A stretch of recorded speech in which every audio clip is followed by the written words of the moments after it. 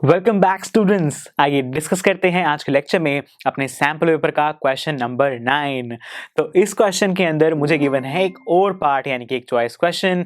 इसका मतलब आप अपने एग्जाम्स में इन दोनों ही क्वेश्चंस में से कोई भी एक क्वेश्चन अटेम्प्ट करके आ सकते हैं। तो चलिए आज के लेक्चर में इन दोनों ही क्वेश्चंस को अच्छे से समझ लें ताकि इसके बाद आपको जो भी क्वेश्चन आसान लगे आप अपने एग्जाम्स में उसे अच्छे से अटेम्प्ट करके आ सकें। तो चलिए इसके पहले क्वेश्चन के बारे में बात करते हैं। इसके अंदर हमें कहा गया है कि हमें यह बताना है कि जो हमारा एक कार्बन का कंपाउंड है जिसका मॉलिक्यूलर फॉर्मूला है C4H8, इसके कितने आइसोमर्स पॉसिबल हो सकते हैं जिन्हें बनाया जा सकता है, जिन्हें ड्रॉ किया जा सकता है। इसके बाद हमें इन्हें आइसोमर्स को ड्रॉ करने के बाद जो इसका ब्रांच्ड चेन आइसोमर बनेगा उसका इलेक्ट्रॉन डॉट स्ट्रक्चर भी बनाना है। राइट स्टूडेंट्स, वैसे हमें इसके आइसोमर्स को ड्रॉ करने के लिए तो नहीं कहा गया, सिर्फ नंबर पूछा है कि इसके कितने आइसोमर्स पॉसिबल होंगे। लेकिन मैं आज के लेक्चर में आपको इन सभी आइसोमर्स के जो स्ट्रक्चर्स हैं वो यहाँ पर ड्रॉ करके भी दिखा देता हूँ। सो फ्रेंड्स, जो हमारा C4H8 है इसके टोटल 5 आइसोमर्स हम ड्रॉ कर सकते हैं। आइए मैं आपको समझाता हूं कैसे। तो सबसे पहले मैंने क्या किया कि जो मेरे 4 कार्बन एटम्स थे उन्हें मैंने एक स्ट्रेट चेन में अरेंज कर लिया, कुछ इस तरीके से, जिनके बीच में मैंने लगा दिए हैं सिंगल सिंगल बॉन्ड। अब दोस्तों जरा देखिए, अगर मैं अपने सभी हाइड्रोजन एटम्स को इन कार्बन एटम्स के बीच में डिस्ट्रीब्यूट कर दूं तो हर कार्बन एटम के पास 2 हाइड्रोजन एटम के आ जाएंगे। राइट स्टूडेंट्स, यहां पर सबके पास 2 हाइड्रोजन के एटम्स आ गए। लेकिन जरा देखिए, जो पहला और आखिरी कार्बन एटम है उसके जो नंबर ऑफ बॉन्ड्स हैं वो तो पूरे हो ही नहीं रहे। हम जानते हैं जो कार्बन है वो तो 4 बॉन्ड्स बनाता है, लेकिन इनके तो अभी बॉन्डिंग पूरी हुई ही नहीं है, इनके तो 3 बॉन्ड्स बन रहे हैं। तो अब क्या किया जाए? बिल्कुल सही, हम यहां पर एक डबल बॉन्ड लगा देते हैं। राइट स्टूडेंट्स, तो मैंने क्या किया कि जो मेरा फर्स्ट और सेकंड कार्बन है उनके बीच में लगाया एक डबल बॉन्ड, और जो मेरा हाइड्रोजन था जो कि सेकंड कार्बन के साथ लगा हुआ था वो हो गया है अब फ्री।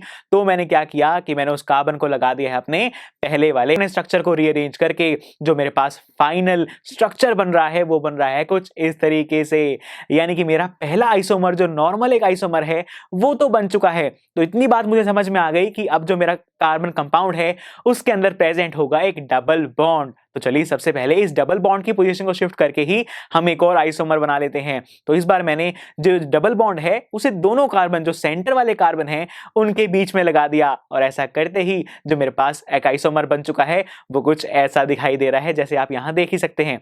ध्यान क्या रखना है बस हमें कि जो हमारे सभी के सभी कार्बन एटम्स हैं उनके 4 बॉन्ड्स बनने चाहिए, ना 4 से ज्यादा ना ही 4 से कम। और इसके बाद ये चेक करना होगा कि जो हमारे नंबर ऑफ कार्बन एटम्स हैं वो 4 ही रहें और जो नंबर ऑफ हाइड्रोजन एटम्स हैं वो 8 ही होने चाहिए, जैसा कि इन दोनों ही केसेस में हो रहा है। चलिए थर्ड आइसोमर की तरफ बढ़ते हैं। जो थर्ड आइसोमर है उसके अंदर मैंने क्या किया कि कार्बन एटम के बीच में जो डबल बॉन्ड था वो तो पहले 2 कार्बन एटम के बीच में ही लगाया, लेकिन जो लास्ट वाला कार्बन एटम था उसे मैंने एक ब्रांच की तरह मिडल वाले कार्बन एटम के साथ लिंक कर दिया है, बॉन्ड कर दिया है विद अ सिंगल बॉन्ड। और इसके बाद जैसे ही मैंने सभी कार्बन एटम्स की वैलेंसीज को पूरा किया, यानी कि सभी के 4 बॉन्ड्स बनाए उन्हें हाइड्रोजन एटम के साथ लिंक करके, तो मेरे पास 4 कार्बन के एटम्स और 8 ही हाइड्रोजन के एटम्स आ रहे हैं, यानी कि अभी भी मेरा जो आइसोमर बना है वो बिल्कुल ही ठीक है।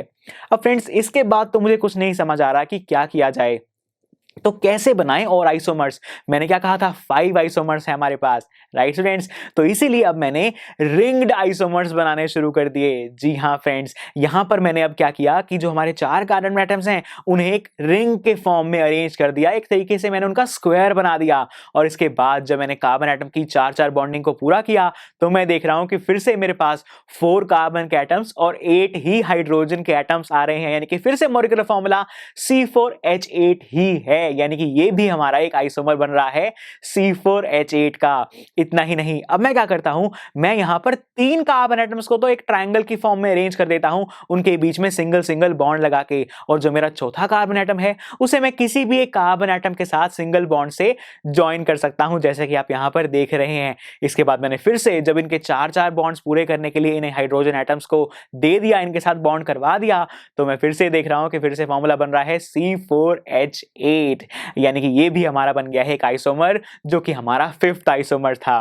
Right students. तो यहां पर इस क्वेश्चन में भले ही हमने सिर्फ 5 लिखना था आंसर में, लेकिन मैंने वो 5 आइसोमर्स कैसे बनेंगे ये भी आपको समझा दिया है। तो दोस्तों इसके बाद क्या कहा गया था कि हमें जो चेन्ड ब्रांच आइसोमर है या फिर मैं कहूं ब्रांच्ड चेन आइसोमर है, उसका एक इलेक्ट्रॉन डॉट स्ट्रक्चर बनाना होगा। यानी कि जो मेरा थर्ड आइसोमर है, क्योंकि वो ब्रांच चेन आइसोमर है, इसीलिए मुझे इसका इलेक्ट्रॉन डॉट स्ट्रक्चर बनाना है। तो दोस्तों देखिए क्या करना है हमें, बस जो भी हमारे सिंगल सिंगल बॉन्ड है वहां पर हर बॉन्ड के एंड्स पर एक एक इलेक्ट्रॉन को शो करना होगा और हमारा बॉन्ड स्ट्रक्चर बन जाएगा। Right students. तो सबसे पहले जो मेरा कार्बन एटम है उसके पास 2 हाइड्रोजन एटम्स प्रेजेंट हैं, यानी कि वो अपने 2 इलेक्ट्रॉन्स तो इन 2 हाइड्रोजन एटम के साथ शेयर कर लेगा और हाइड्रोजन अपना एक एक इलेक्ट्रॉन इस कार्बन एटम के साथ शेयर करके अपने ड्यूप्लेट को कंप्लीट करेगा।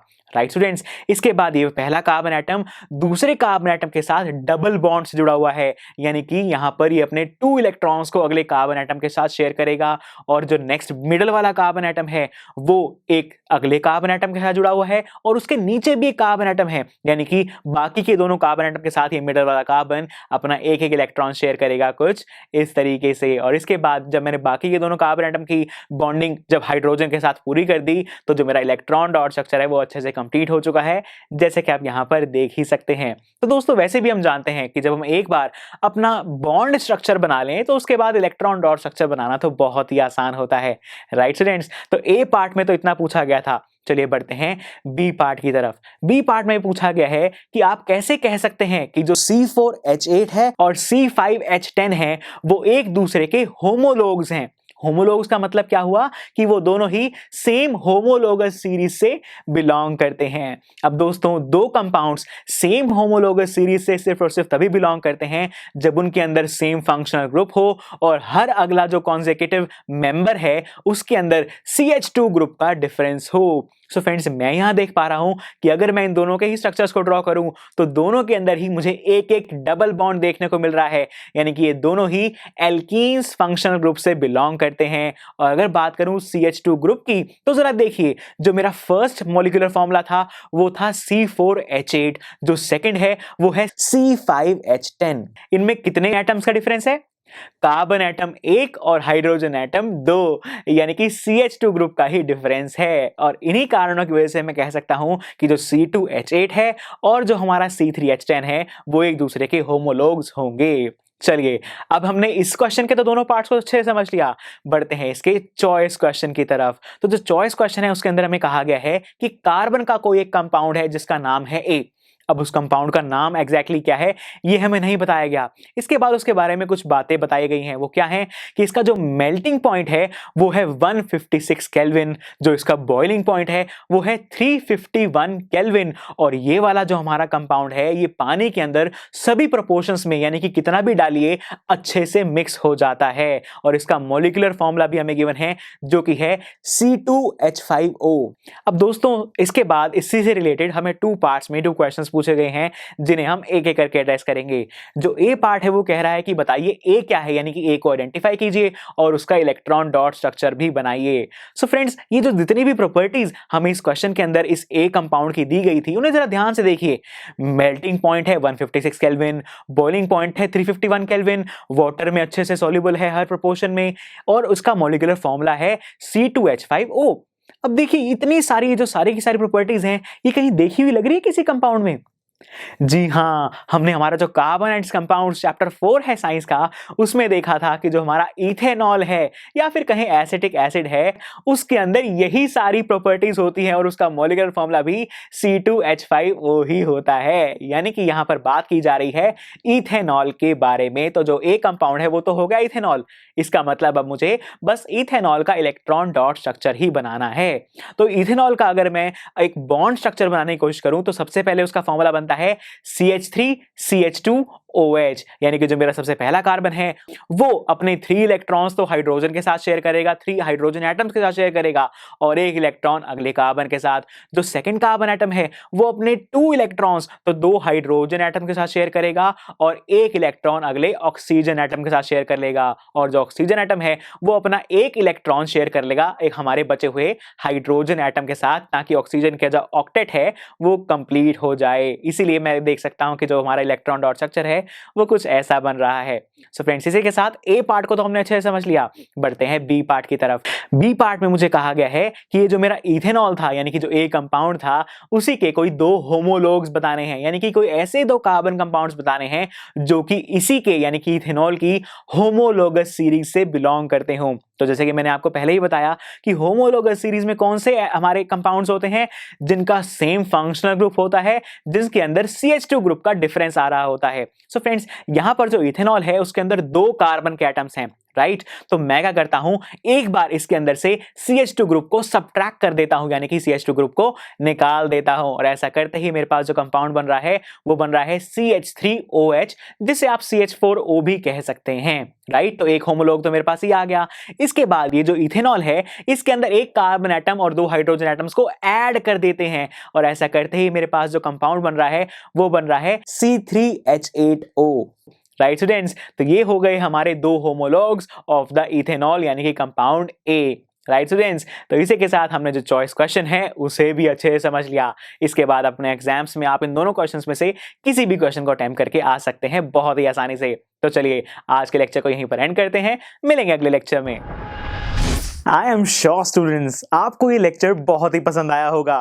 तो अगर आप अपने हर कंसेप्ट को इतने ही मजेदार और इंटरेस्टिंग तरीके से क्लियर करना चाहते हैं तो डाउनलोड कीजिए हमारी PuStack ऐप, जहां पर आपके लिए और भी बहुत सारे ऑप्शंस अवेलेबल हैं, जैसे कि sample papers, back exercise solutions, written answers and much more. So what are you waiting for? Download the app now.